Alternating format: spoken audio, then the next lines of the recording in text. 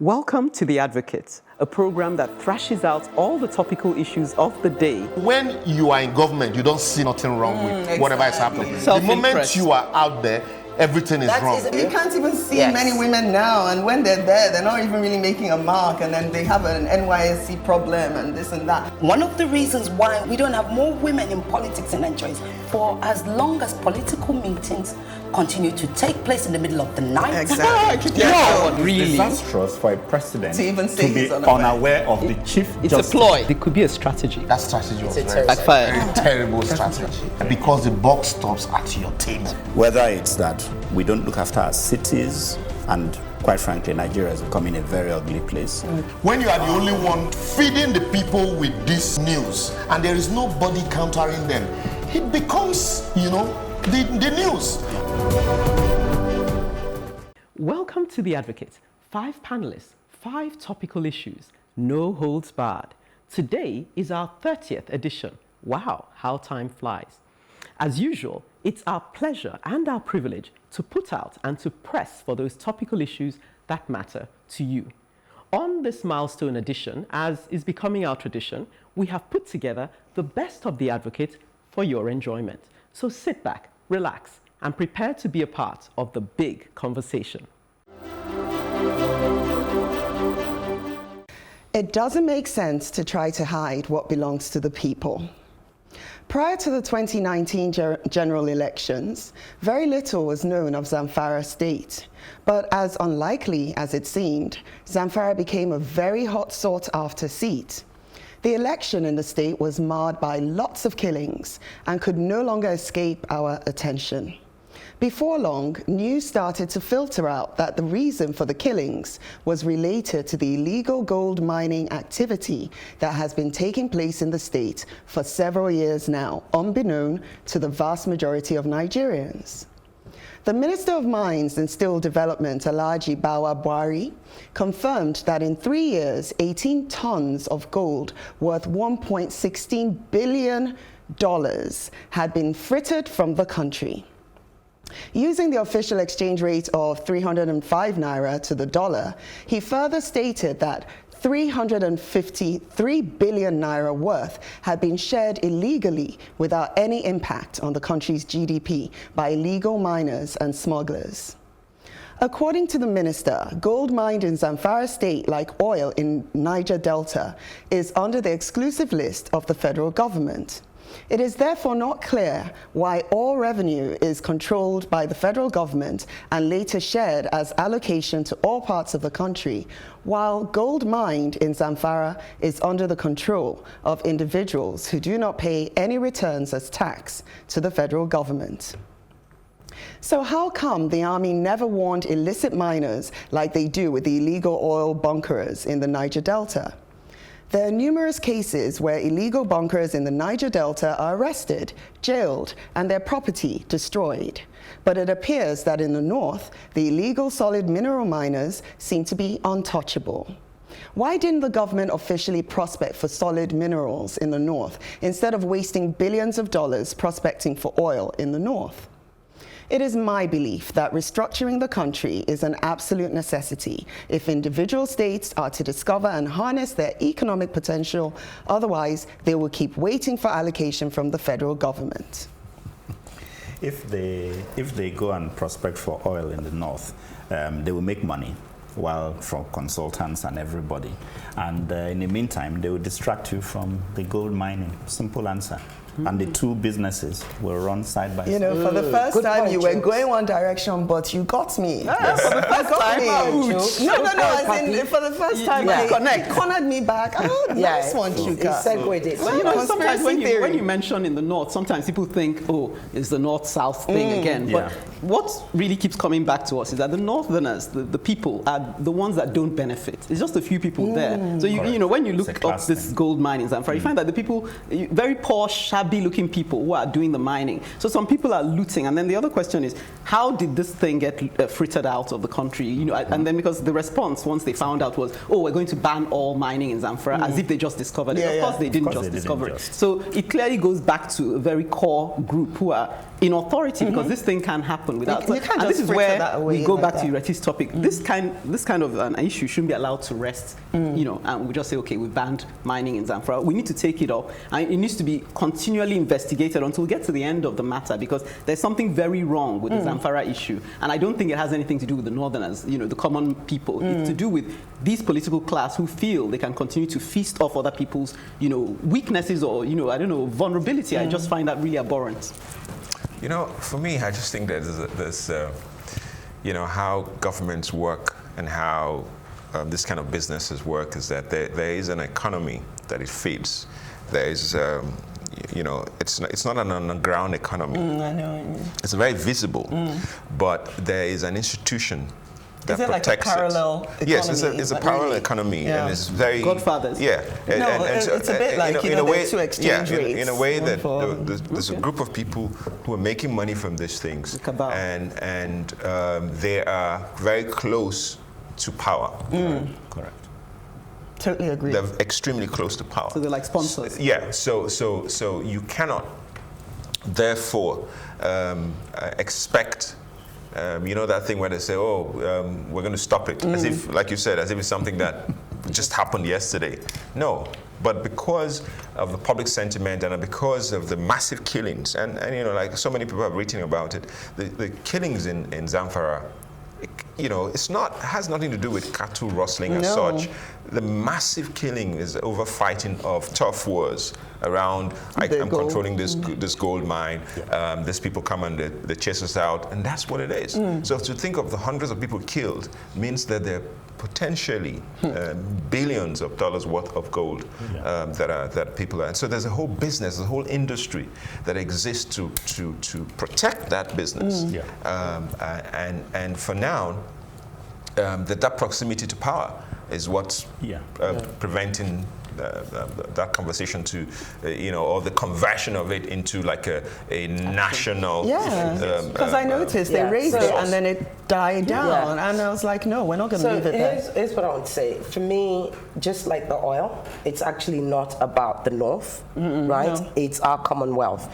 It's not about whether the poorer people in the North are earning from it. It's about whether Nigeria is earning from it.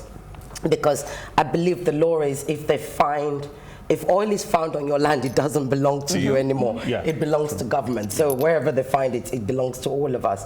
But the other thing I'd like to bring in is the human aspect of it, how illegal mining is so dangerous. Yes, it is. It is so dangerous, and it's not just dangerous to those who are mining it.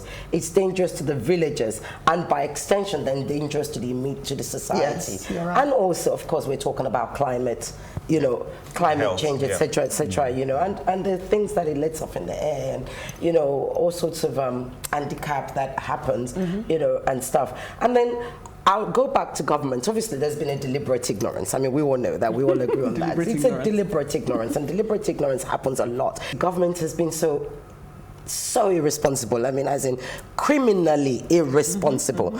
Because if they don't fix it right now, we're not going to be talking about the money that comes from loads of gold, etc., etc. We're actually going to be talking about it's not going to be a case of people fighting anymore. It's going to be a case of why are there so many children dying in Zamfara and there's no explanation. Why is there so many children in Zamfara that's what we're going to end up talking about. And now you've got Kayode, what's his name? Kayode Fayemi, right? There.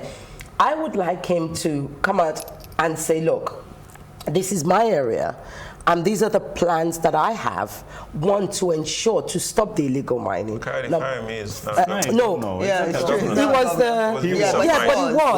minister. And that's what because we don't know who the new minister is, so he's still in my head. To say, and if just because you were doing it before, actually, if you moved on to another job, did you not have a plan before? Pass your plan over to the new bloke or girl that's, woman that's coming along. But we need to have concrete plan.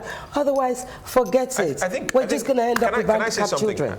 I mean, but there's a point you raised at the bottom of it, which is about restructuring, which is about fundamentally how this country it's not functioning for Yeah. us, It's for all not. of us. Yeah. Whether you are in the north or the south or the east or the west, Accountability Yeah. it's not functioning for us. And I think because of the way the country was set up. Yeah. So fundamentally, it's important that there's some kind of restructuring, politically and economic restructuring happens that gives power back to the constituent parts of the country, to the states or to the regions or whatever else. But the can I people question decide. you on that? Because that will make it, because it's closer, because you see there's a distance to power. Yeah, You know, you yeah. feel that it is in Abuja. Yeah. And it provides. And so you're waiting for governors with Abuja. an excuse Exactly. not to Yes. So be there's a held convenient cloud of excuse that everybody will reach out to take whichever umbrella of excuse that he wants, and then but the rain will still be flooding us and beating us. So I think we need to look at it because even the oil, it's not really.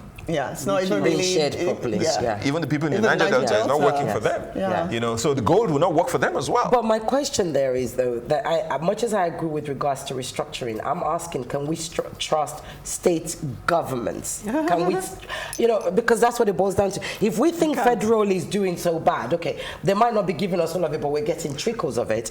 Can we trust state governors not to turn it into their own This is why. This is why when you're doing but this is when you have the opportunity to restructure. You see, so it's about rebuilding. When you have the opportunity to restructure, then then this question of trust, you're building mechanisms to deal with that. That's what I think. To plug this because now you're seeing it. It's not working. So if you have an opportunity to rebuild and it, then, of course, then you build if you then have a restructured Nigeria and you have certain states that are working, some people who have a conscience, that person then looks terrible because he has no excuse not to deal with what is on the table because he says your brother next door is actually making a go of it. But does restructuring actually always have to do with federal and state? We can even be federal. Good point. How are we working as federal? I once came on this program and talked about how the parliament works. Absolutely, and I still think we need to go to the parliament. British system. Let's have a prime minister. Papi. That is restructuring. That's restructuring. So what I'm saying is, this restructuring, something is very wrong. For instance, I don't think any state should be given power. As a musical genius once said, emancipate yourself from mental slavery. None but ourselves can free our minds. Now, it was in 1984 that Jamaican reggae great Don Carlos and his support group, the Gladiators, sang Blackout in the Ghetto, one of the greatest songs from one of the best. There was always a smile on my face back then whenever I listened to it, because the situation was no different in Nigeria. Carlos only sang how it affected the ghetto residents of Kingston. It was the life he knew. So when I listened on Sky News, on the Sunday morning, 14th of July, 2019, that New York experienced a major blackout that affected at least 77,000 subscribers in Manhattan, same smile came on my face, but in a different way. This time, this made world news. The last such blackout was in 1977. Jennifer Lopez, also known as J-Lo, was interrupted mid-concert, traffic lights went out, and common citizens took to directing traffic. Subway stations were dark. The governor came out to make a statement. 5 hours later, and there was light. In Nigeria, we refer to these New Yorkers as ajebotas. In other words, pampered softies. Here in Nigeria, it's not just ghetto blackouts, it's all-out blackout. No one is spared, rich or poor.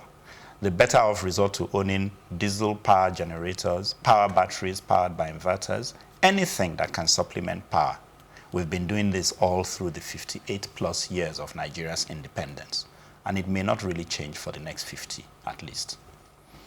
Whereas the world may not be a ghetto, apologies to George Benson, Nigeria is certainly close to being one large ghetto of 200 million people. Look around here, nothing works. Gutters are open, roads bad, no hospitals, schools or places of refuge, expensive church auditoria, private jets parked in substandard airports, presidential motorcades 50 cars long. Wait at the gates to the exclusive Banana Island in Ikoyi in Lagos for 5 minutes and count how many cars live in convoy with armed policemen in tow. If Banana Island is not a ghetto, then its inhabitants largely live with a ghetto mentality. And that sucks. The longer the sun shines in Nigeria, the happier we are. It's the free light we have been given, and no corrupt government can take that away from us. And whenever there is a bright or full moon, it is such a wonderful bonus. I remember having my children fall asleep in the garden in years back, and then having to carry them into bed one after the other. Call it romanticization, but that is the mentality that gets you through ghetto lifestyle imposed on the entire nation. If you want to know how beautiful a home is, open the doors and windows, let in light and fresh air. That is real life. The ghetto mentality of the air-conditioned prison that many call home or workplace is a sad trap that afflicts most of those who can actually afford it. So while there are economic hardships that result from power shortage, there are lifestyle choices that can improve our lives and reduce depression and sadness. All right, that's enough. Since we have at least another 50 years of blackouts, let's live healthy and free. Let's shake off the ghetto mentality. So let me give you high five, Chika. Thank you, finally. And for atomic energy. That's the track you started with. Yes, now. that's right. Right, but I mean, look, do you want me to start? Okay, I'll start. First of all, I laughed, I smiled. I loved it when J-Lo got all upset, saying, oh, my concert. And I'm like, eh. And they say, over 77,000 people were in a blackout for 4 or 5 hours. And, you know, the big lights of Times Square, the big buildings was dark. And I'm like, really? Really? Is that all? As in how? As Paweti? Yeah. You people are blessed. In fact, you know what we always say? It's because you have water. If you didn't have water, you won't have time to worry about this thing. So I love what you said, and this is the thing that I want to bring out of it. You mentioned something about open your windows, what'd you say? Open your windows, let in light. I don't have curtains in my home. And that's one of the choices that I made when I lived. I refused to live as a prisoner in a place that I love so much. Poetic, right? Yeah, it is. And I'm so touched. Honestly, I think for me, I'll say that what we have now and the leadership, they say, of any nation is a reflection of its people. It's sad what we're experiencing. I think we deserve more. Yes, of course. You know, we deserve better. We have look around. Nigerians are doing great things around the world, and we shouldn't be. You know, we had the first TV station. We had first in Africa. What happened to all of those achievements? You know, we need to really look back. Again, it takes us back to family. You know, we'll probably have to do the reset from family, where we set values. You know. I was going to even add. I think it was the governor of Port Harcourt. Was it Rotimi that insisted that they bring the fences down in Port Harcourt? I had no idea. That part of where you were saying we live like prisoners, and I completely agree. Because when I was growing up, we don't have high fences and all of those things. You're able to because now. The neighborhood I live in, somebody died there 4 days. Oh my. Oh, right. Nobody knew. In Lagos? In Lagos here. Nobody knew the man was dead. Gosh. He lives alone. He lives alone. No maid. No, he lives alone in the home. So, that part of us living together as prisoners, I really love that part. Lifestyle, because me, I'm very particular about the part of lifestyle you talked about. Yes. How many playgrounds, how many places do we have that children, for instance, in a community can come and play? We don't have any of those things. I love your write-up. I think it's really, it's poetic, and I think it's sort of like a vehicle for the message you're conveying. Because it gets you in a nostalgic mode. I found myself remembering, when we grew up and how we used to sit on the veranda and listen to stories, under the moonlight. You grew up in a compound, right? Let's leave that. Let me make my point. I'm coming. I still want to make my point. But so with all that in my mind, I was sort of saying to myself, when you talk of ghetto mentality, it really boils down to the fact that you can, with your own mind, it all starts from how you see yourself and you see others. Like talking about communal living, where I live now, a block of flats.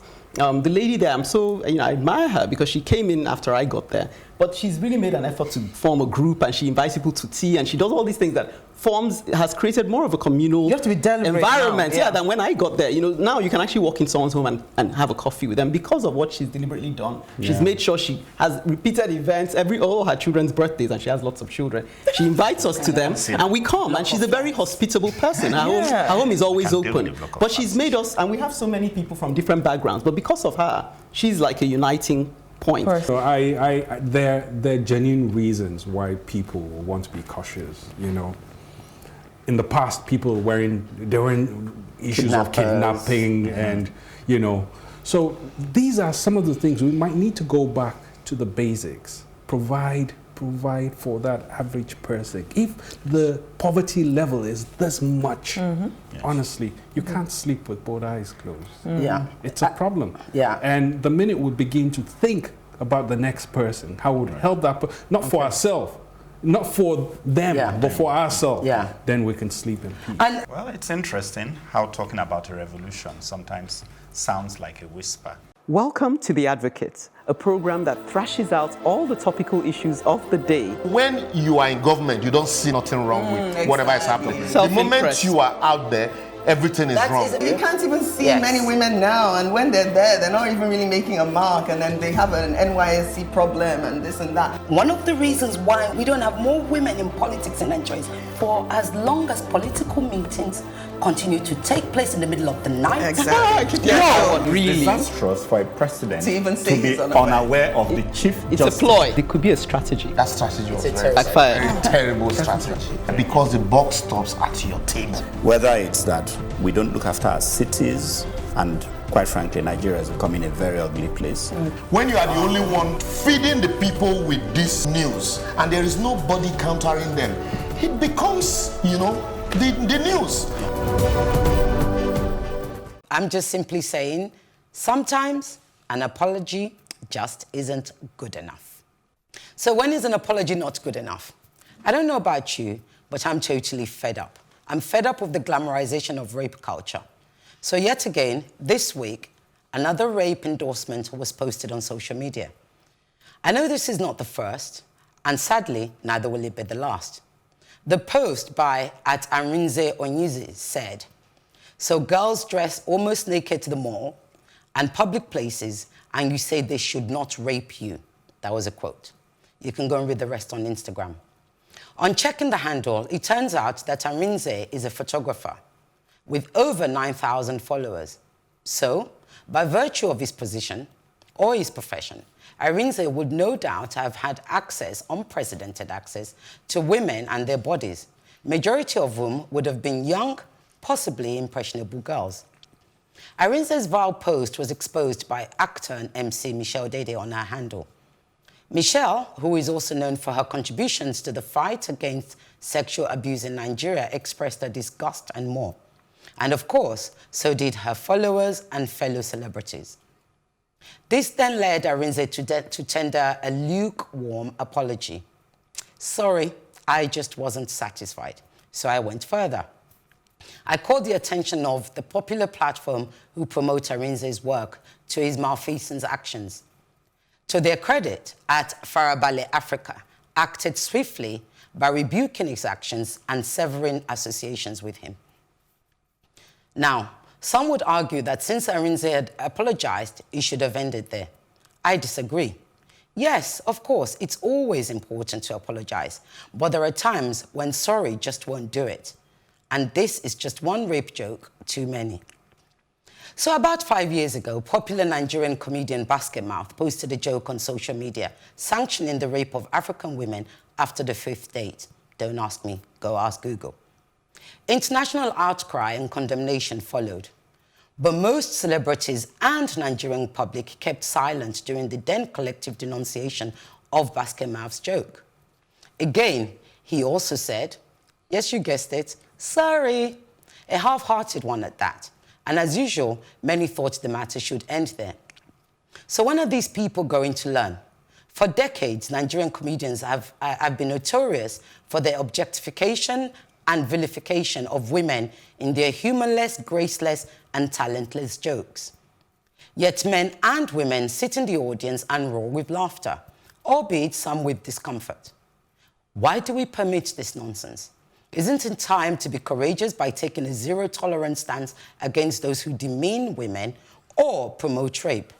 And by zero tolerance, I mean boycott their earning power, that's their money, or mandate them to totally submit themselves as volunteers to the fight against gender-based violence in all its facets. Zero tolerance. You know, sometimes I wonder, actually, because you get the impression that until you take an action, like zero tolerance action, people are not going to change their ways, unfortunately. Because when you look at it, why would someone be writing such a thing with such courage? You know, you come out in an open space. Did you get to read it? Yeah, I read it. Yeah, and I was like, wow, right? This guy has people who are actually endorsing this, because why would he be? So he said it not just once. There were like 3 or 4 or even 5. He kept saying, posts. at one point he said, I'll give them the condom. Yes. He said, no, in fact, do it dry. And I'm like, what kind of human being is this? You know, so why is this amusing? Why is it entertaining for you? So maybe you need some kind of zero tolerance response to get people to take a step back, you know. So yeah, no, I'm all for this. Is what, as far as I'm concerned, advocacy is all about. Yeah. Chika, what do you think? Yeah, I think, I don't know, it's becoming like human beings are like animals. And even less than animals. Maybe, and that unless anything, what is normal to us is normal until we are made to know it isn't. Yeah. That's basically what it is. So this kind of jokes are very funny, and everybody I'm not even seeing you're not, because no you have been delivered. But it was never funny to begin with. So because you were probably delivered funny? from it by your parents or whomever who took you the right way from the very beginning. That's what it is. So you think it's funny, it could be funny for? I mean, I'm struggling to see. Yeah. Otherwise, I tell you, you start a thread that's a bit nasty or dirty, and everybody will enjoy it. Okay. Some people stop because it's public, like it's on Instagram. But close the door of a room and you're all joking, and you'll see the kind of jokes that will come out. I think you're right. I mean, I don't know. You'll be shocked. Even some more normal people will find it funny just for that day. They won't sort of bathe in that sort of thing, you know, on a daily thing. But there are people who do. They think all these things are funny. I tell you. I think after when I read it, you know, I mean, because you took your advocacy here is that sorry isn't good enough. You know, sometimes sorry isn't good enough. And just reading the tweet as it was, I thought to myself, yes, it's a terrible thing to say. I mean, I don't think anybody on this panel would even say this is in any way okay.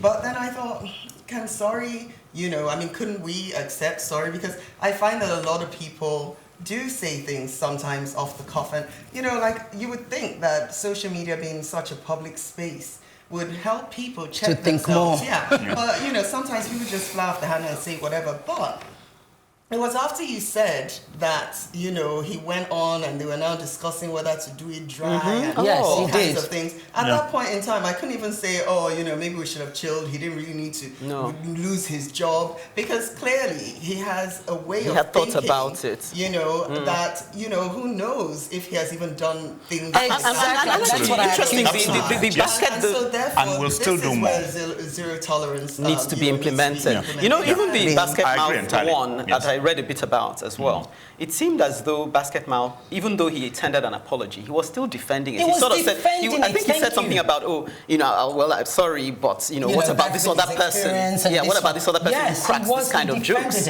You have to read. If you read Basket Mouth's joke, as members of this panel, who I trust would totally not tolerate that kind of joke, you would be incensed, because he basically was talking about your sister, your mother, your daughter, your aunt, every female in your life, because that's what he said, African women. Yeah, no, so I absolutely see the thing about, I know when that happened. I think it was because Basket Mouth and many men like him think that many Nigerian comedians, or more like me, I always try not to always, you know, but you know, many men like him that think that because they take a girl out on a date and they spend money on the girl on that date, then they're entitled to stuff. And so he was like, man, I take you out and you don't give me what you're supposed to give me. And of course, I was outraged. I mean, I remember this time, and I just thought, you know, I mean, why would anybody say something like that? But he was able to get away with it. Why? Because he's a comedian. comedian. And that he was able to get You think that's why? because Yes, he's of course, basket mouth. because, and his basket man, If he had been a younger comedian. But do you think some people didn't support him? Maybe that's why he, apart from his... Many people supported him, actually, funnily enough. Yeah. He had a group of people that believed that it was... He was speaking for them. Because many men are like, why should I continue to spend money on women? I take you out, you come out. Don't you know that it must be, you must give something in return for me buying you drinks, taking you to the cinema. And remember, he was comparing men African women to white women. And that's what white women were also very offended at. How dare you? Because he said, you take a white girl out in the first date. By the second date, she's giving it up, so to speak.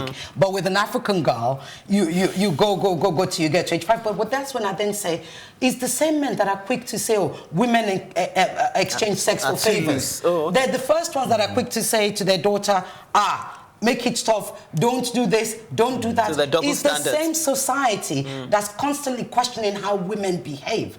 Yet the senior comedian was allowed to get away with such a joke. And incidentally, what's scary about it?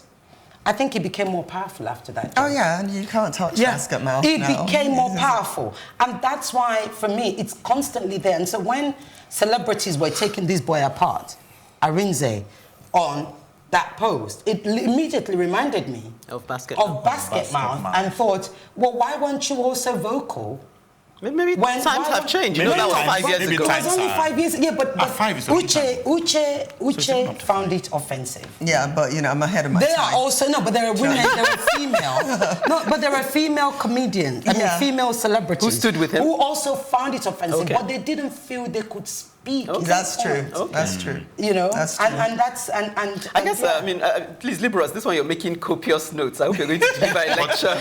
A lecture for us at the end of it. No, really, I think all of us are missing a few things here. Okay. Nobody in his right senses will encourage rape. But also, there's need to talk to both parties, really. The education of the society you live in, the awareness, the sex and sexuality. These days, it is very common for us to, when we want to promote beauty, we promote sex as beauty. Also, the belief of the society we live in. There's need for us to educate both parties. No, but the problem I have education, is when you put them side by side. Let me finish. Education in the sense that even girls, this same basket mouth joke you're talking about, you hear girls say it. How can you follow a guy out after you don't chop all those things? You expect guess. True. Because of the level of education and the society, the belief of the society we live in.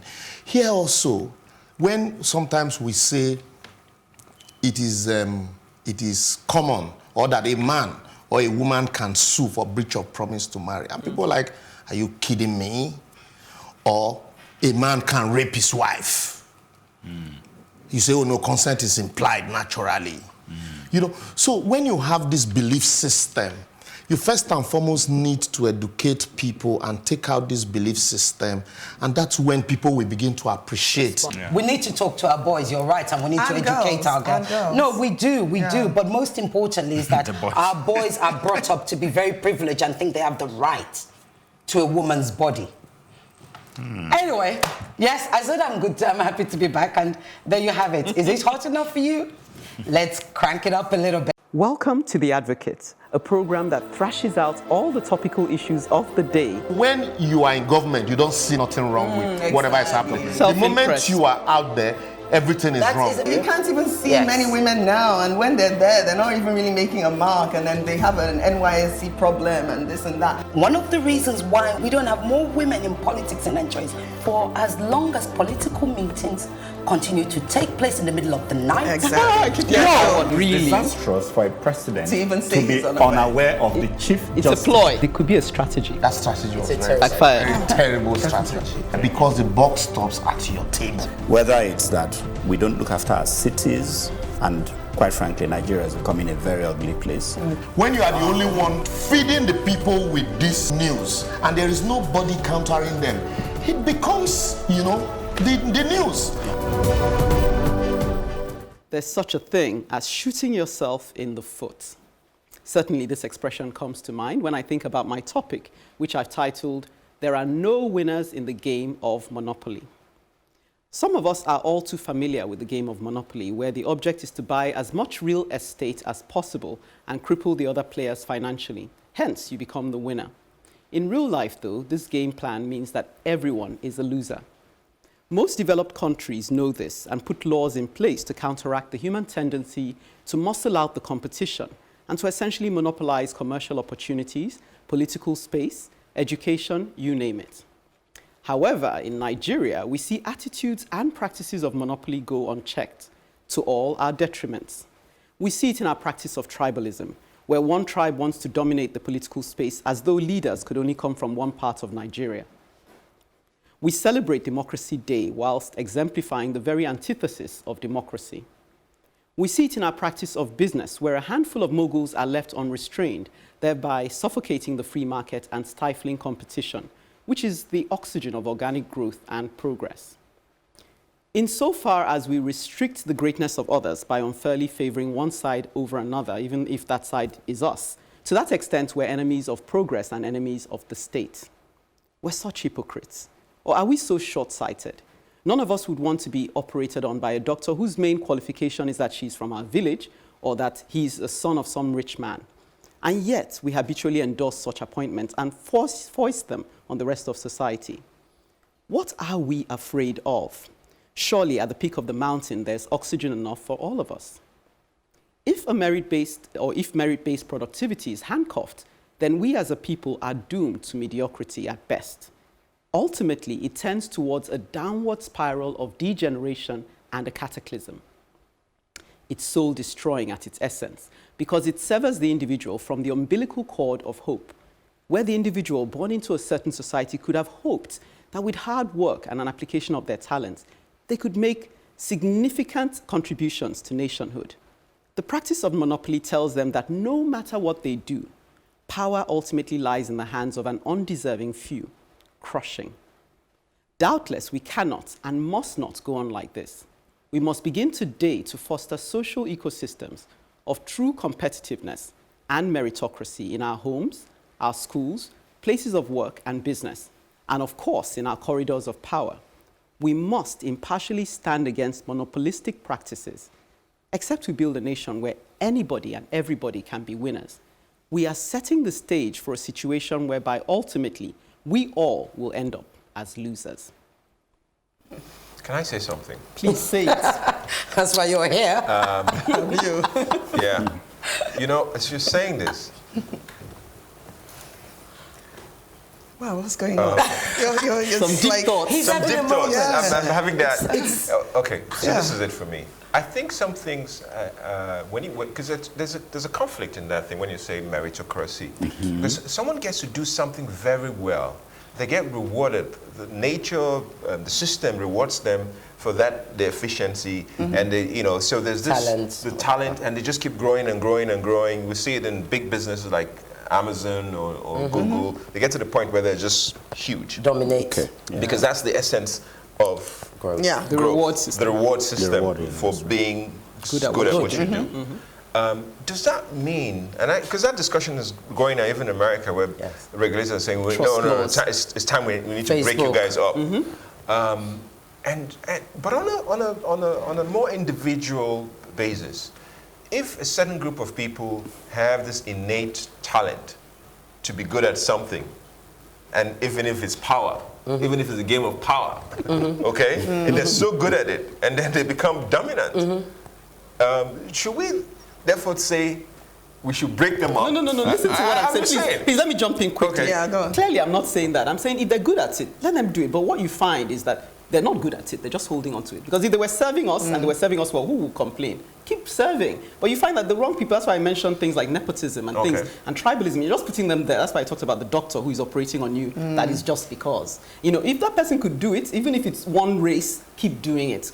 We'll give it to you. We'll play music, whatever is our strength, and you continue. Yeah. But you're not good at it, and you're holding on to it. So we're all suffering. Okay. I've got to ask you a question about this. Yeah. We've had this conversation about nepotism before. I think, Uche, you brought it up with regards to Buhari and his, that woman, the Buhari.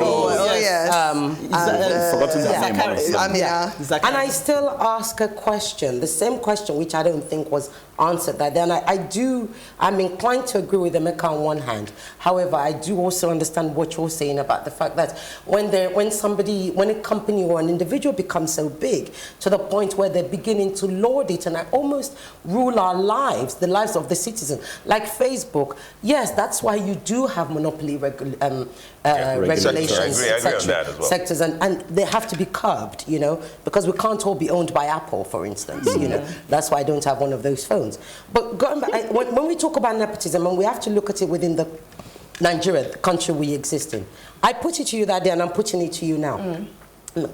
If I am your sister, and just because you're in a position, and I happen to be the best person for that job, do you not think I should get it? You get it. You can just perform. But then you would then be, allow me, but that's the thing. You would then be accused of nepotism. No, but see, I'll say what I just said to Emeka. As long as you're doing the job well, as long as people can see that you're there because of your qualifications. It would still be accused of nepotism. The fact that you guys are sisters, you could be accused of nepotism. Yeah, but okay, let me put it like this. You know the issues of conflict of interest people have to declare. That's a different thing. No, it's not quite different. Let me land the point. Let me land the point in response to Retsi so that we can talk. People declare it most times just to say, look, I have conflicting. Once it's transparent, then everybody is open to see when it influences your choices adversely. So you declare your nepotism, we watch her. If she doesn't perform well or he doesn't, then we know that that's why she's there. But if you're doing well, please be everybody's brother as long as you put the best person there. I don't know whether you guys were so generous to Buhari at the time. Yeah, so, you know, what I have to contribute is that basically I think a lot of the things we're saying, because we're in Nigeria, many things will not work the way we were thinking about it. So when you're talking about monopolies, even the monopolies in Nigeria don't arise because you're the best, but again, because of connections. Yeah. So it's a bit of a problem where even that word you're trying to use is not correct anymore. Because I don't want to name names, but there are some very big players in certain industries, and they are not better than anybody else. They've not proved that they are, but they've been placed there. Yeah. And that's that. So our society is just so against the norm that it's very difficult for us to apply economic principles and things to Nigeria. And that's why I keep saying that I don't know how the World Bank works with us, because the data we have is fake. It's complete because it's based on there's no foundation. Yeah, no consistency. You know, so it's just floating in the air. So anything can happen. I mean, part of what also inspired me to bring this topic was I was doing a report and I came across this shoemaker. And this young man, you know, he found his calling in that he learned to make shoes because he was playing football with slippers. His mom wouldn't repair it. So he developed a skill for repairing his own shoes and making shoes. And now he's gotten a grant from the Bank of Industry. And so he's doing something he loves. And he feels like he has something he can put towards, you know, Nigeria. And if people encourage people like that to just shine in the area of strength, despite what the government is doing, people will still feel like they're making some But do you not headway. think that people are encouraging him? No, people are, but I'm saying if we function like that across Nigeria, even if the government was doing what they're doing, I think we're doing a disservice to ourselves as a people, because I think if there's one thing that I've noticed is that once, you know, if a Nigerian knows, like a lot of us wear made in Nigeria these days, shoes, clothes. In fact, the English, or do you say the overseas clothes hardly sell, right down to our music. And I think because we've become Nigeria proud from the time when, you know, GJ and, you know, halfway through his time and they started to promote Nigeria and Hollywood and everything, we now proudly support our own. So I think we do that, and I think we do that irrespective of government. I think the people that you're probably referring to are the big wigs, like Chuka was saying, you know, the conglomerates who have held us all to, what's the word? Ransom, and they've captivated us. And it's true. What's the name? The Stanbic Bank guy. I didn't want to name anybody. Peter Side. No, he made a speech the other day. Yeah, beautiful speech. We must go back to that speech. Did you see it? I saw it. He made a speech the other day, and it was beautiful. It went viral. Aliko and I go back a long way. He's done phenomenally well. About 2 decades, done phenomenally well. Jim, Mike Adenuga and co. Let me tell you what they all have in common. They are all very combative personalities. Some of us too are combative enough, so people know what's in regulation. Now let me continue, because those we are destroying are the 22-year-old entrepreneurs, the 25-year-old entrepreneurs. This economy is rigged against the youth, and is not going to grow When Aliko and I were 30, we were allowed to grow. Today, we're killing the youth from growing. Yeah, no, thank you for reminding me of that. That was a good one. Yeah. Well, ultimately, if Nigeria prospers, we all prosper, Abi. You are watching The Advocate on Plus TV Africa. If we don't harness our true values, others will steal it. That Africa has a rich history is not in doubt. That culture and art are also symbols of history and development is equally not contested. The evidence still abounds from the Great Pyramids in Egypt and Sudan, the Benin moats and bronze works, to the Igoku bronze works of art which were at that time even more advanced and sophisticated than those found anywhere else in Europe. Also true is that colonialism plundered the continent's rich heritage of arts and craft. Before the transatlantic slave trade and the horror of colonial rule, several African kingdoms were just as developed, if not more so, than equally well-known European capitals. Amidst the increasingly loud calls for the return of African cultural treasures appropriated by colonial powers. Indeed, for instance, the UK has over 4,000 pieces of ivory and bronze artifacts that the British Army looted from Benin in 1897. The reality is that colonial rule not only took away our raw materials, it also took away our pride and heritage and left us with new foreign gods and values. The idea of returning or loaning back African artifacts has received mixed reactions from across the art world, with some in the West actually advocating for temporarily loaning the works back to Africa instead of outright permanent return. Yeah. According to them, our museums are not well equipped to handle the works. I, however, take a much more nuanced view of the significance of the return of Africa's looted cultural heritage. One could argue that Africa's descent into decline can be traced to the loss of our history and heritage. Africa lost its way when we lost our cultural heritage. And one way of finding our way back is to have the huge chunks of our heritage and history that are in foreign museums brought back and for our people to learn about all the majesty and glory of Africa through our art. Indeed, consider the Michelangelo's David sculpture, which is a symbol of the city of Florence in Italy and is known by every child in Europe, its complexity and importance and what it means to Europe. Or the Notre Dame Cathedral, which is not just a church, it is a symbol of the greatness of the French. When it burned down recently, money was found in less than 24 hours. Billions of dollars was found in 24 hours. It is a symbol of the civilization of the French. It is not just a physical building, but a monument of the collective intelligence of the French people. When their children go see the sculptures and buildings, they are taught at a very young age that they are builders and thinkers. And when they see the buildings and sculptures, they know that the buildings and sculptures can never die because it is in their collective cultural intelligence, which is constantly nourished and promoted. This is because cultural heritage is recognized as a strategic resource for sustainable development and is a key element in global competition. So, whilst we need our cultural heritage to be returned, what is also significantly important is that we need to teach ourselves and our children similar mindset as the French. The key question remains, how ready are we to receive the artworks when they're returned? Do we have the facilities and indeed the mindset to manage them sustainably? Perhaps we should use the return of our heritage as an opportunity for some sort of intellectual and cultural renaissance. Yeah, I mean, I have to agree with the way you ended. Are we ready for them? Even though you feel a bit ashamed to say that, when you hear them saying they'll loan it back to you because they're not sure, it sounds patronizing, yeah. but if you're honest, it's the truth. Are we really ready? Because at the moment our values are more in pursuit of superficial things. So are we in that place where we were when we made those artifacts and we valued them above certain other things? I dare say we're not, but how do we get back there? It's not necessarily, we can do that without even the artifacts being returned to us. We can begin to teach it in schools and, find a way of demonstrating it in a very repetitive way that this is culturally. I'm even at a loss for maybe ideas of how do we do it, but definitely we have to do it. I like your connection very quickly between the human development and the cultural values. I think it's an interesting one, because when you look into it, it's clear that there is a connection there. Yeah. Sorry, yeah. go ahead. Oh, excuse me.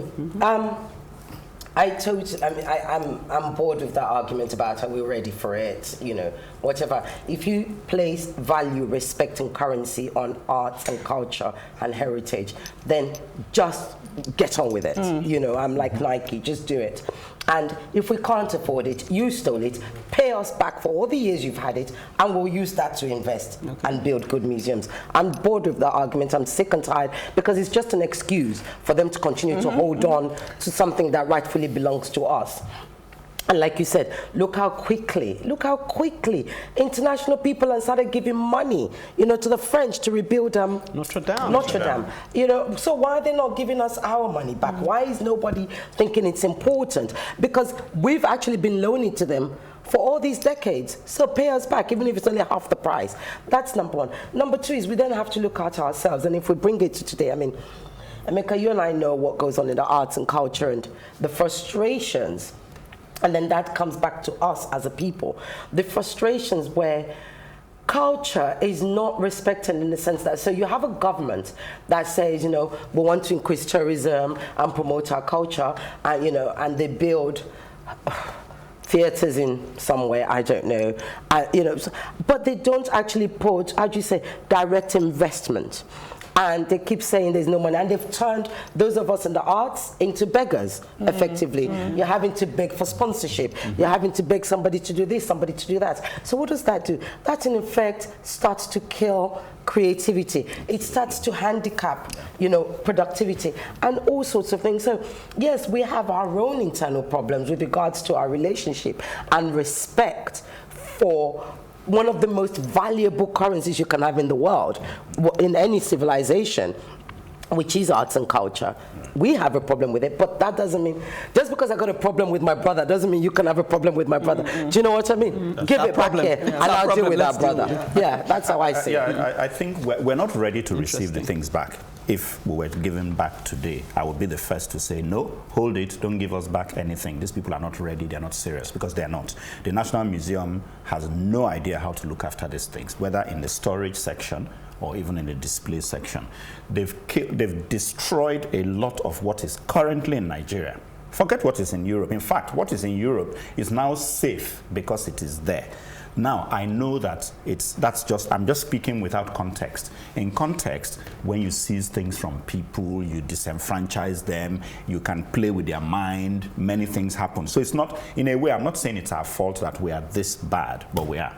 So the way forward, we do need more books on art, films on art, festivals, art, even if it's over there. Yes. Film them. Yeah. Come on, you're not doing any of that. Yes. And then you're telling them to give you back the actual things when they came here and came to the National Museum and ran away in disgust at what they saw go. And I'm saying it openly now.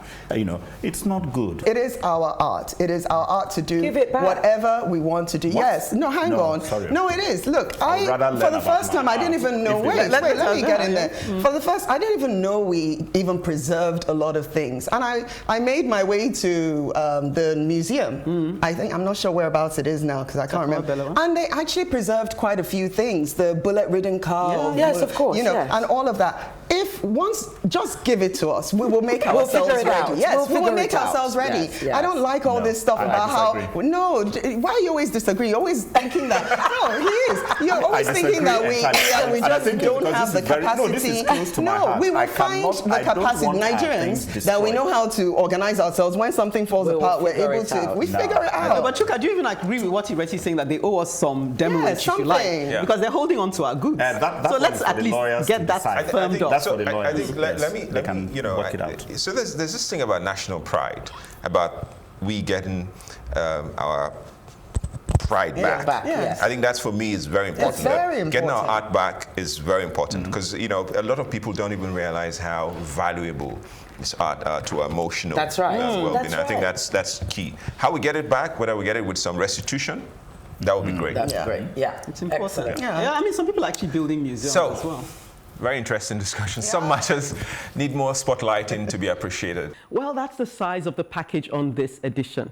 I hope you enjoyed it as much as we do. By the way, thank you to those of you who sent in your comments to the last week's advocacy. Hopefully, we'll be reading them out on the next edition. Till then, do keep your comments coming in on our social media platforms, on Facebook, Plus TV Africa, #TheAdvocateNG, and on Twitter and Instagram at Plus TV Africa, #TheAdvocateNG. We look forward to hearing from you. And don't forget to subscribe to our YouTube channel, Plus TV Africa. Well, till next week when we'll be bringing you fresh and feisty topics that keep you informed and incisive. Let's keep advocating for a better society. Bye-bye. Welcome to The Advocate, a program that thrashes out all the topical issues of the day. When you are in government, you don't see nothing wrong with whatever is happening. The moment you are out there, everything is wrong. You can't even see many women now, and when they're there, they're not even really making a mark, and then they have an NYSC problem and this and that. One of the reasons why we don't have more women in politics in Nigeria is for as long as political meetings continue to take place in the middle of the night. Exactly. No, really. It's disastrous for a president to even say be unaware of the chief It's justice. a ploy. It could be a strategy. That strategy was It's very backfired. terrible strategy. Because the buck stops at your table. Whether it's that we don't look after our cities, and quite frankly, Nigeria is becoming a very ugly place. When you are the only one feeding the people with this news, and there is nobody countering them, it becomes, the news.